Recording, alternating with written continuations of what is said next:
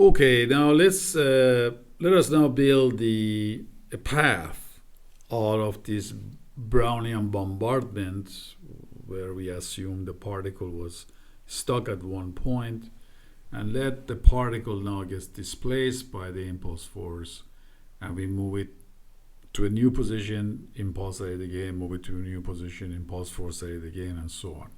In order for us to do that computationally in a sound way,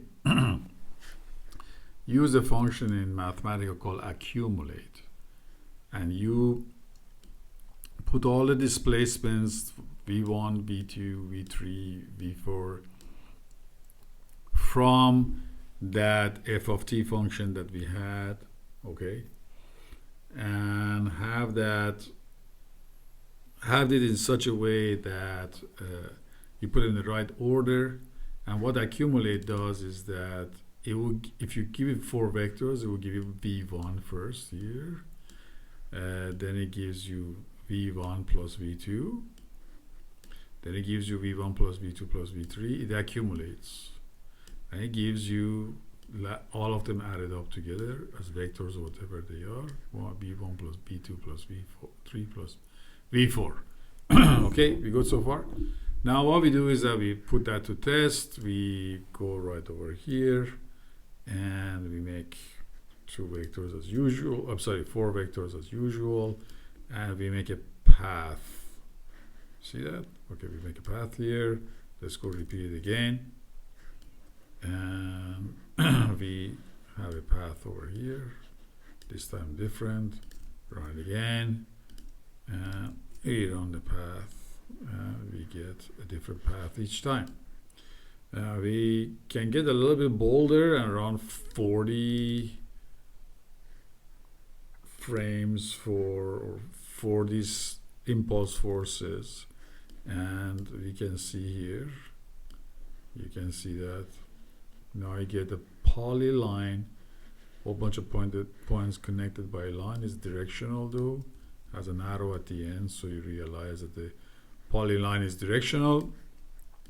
Okay, here we are again, and each time we get a very different polyline, but you can see little by little the Brownian motion path you have seen in books and videos and places.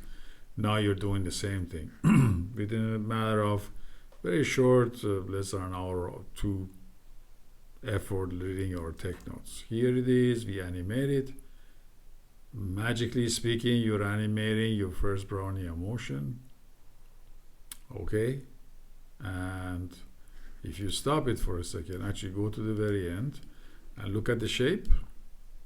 It is the same shape as this guy. If you rotate them around, you get the same shape because it's the same list of points. Okay, now what we do is that we will go ahead and do 400 of these impulses applied, and we get a nice, beautiful, let me just make it a smaller plot. As you can see here, the green point is the start point, and the red point, the bigger point, is the end point.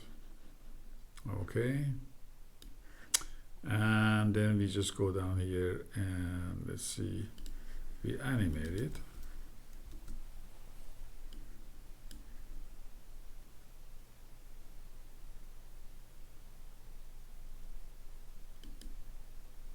Something happened. Oh, okay, so you can see that again, right? Okay, if you go up here and change these 400 points we have, you should see a change down here to this guy. All right, here we are. I think this time we have a better view.